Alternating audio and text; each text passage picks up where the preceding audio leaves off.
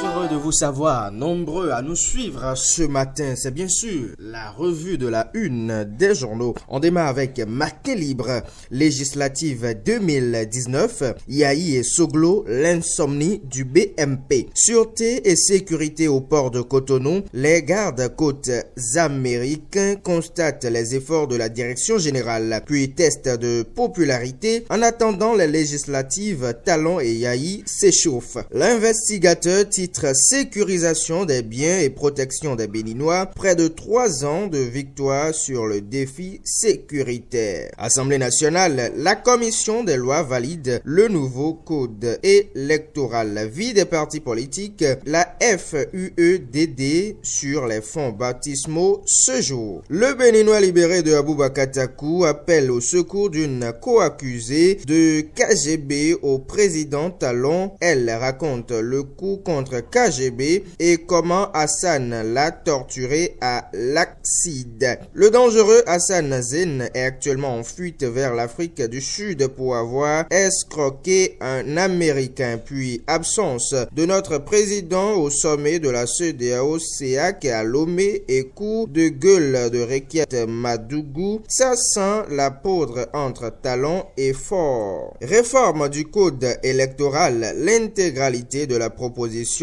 de loi qui divise. Examen de fin d'année, les démons du système éducatif béninois à connaître bien sûr. Convention nationale de la jeunesse de l'Alliance pour un Bénin triomphant ABT. Les jeunes ABT se retrouvent samedi prochain à Paracourt. Le matinal, pour 55% de l'actionnariat de l'État, 45% de la CNSS, la BIBE sauvée de la faillite. Adoptée par la commission des lois, voici l'intégralité du nouveau code électoral. L'actualité, renonciation au référendum, une leçon politique du président Talon. Formation à la police républicaine, Nazaire Rounokwe pour l'éthique et la déontologie des agents. La dépêche, contrainte liée au regroupement politique et échéance électorale. PRD, de l'allégeance à la déchéance, s'interroge la dépêche. Recours en inconstitutionnalité contre le dernier recrutement à la CNSS. La Cour se déclare incompétente. Point média, assainissement supposé de l'environnement sanitaire béninois, crée un nouveau décret, encadre l'exercice en clientèle privée. Les enseignants dans le viseur s'interrogent.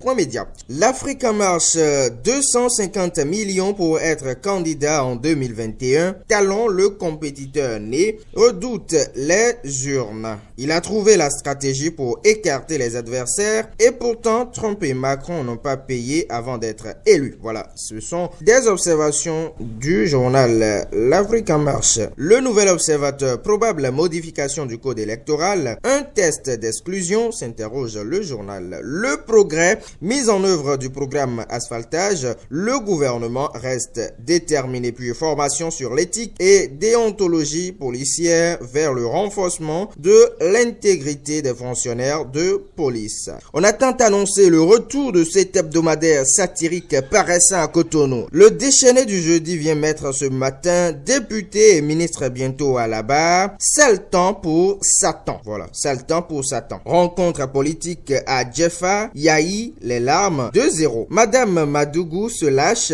La réaction est terminée, s'interroge le journal. Allez, on va finir avec cette caricature à la une de l'hebdomadaire satirique dont je viens de parler. Dit Bako, dans la BD Lucky, Luke, comment s'est terminée l'histoire des 3 frères Dalton? Bako répond, je crois que les 3 ont fini leur voyage à la maison. Et à l'autre de répliquer, faux, plutôt en prison. Excellente journée à tous, au revoir.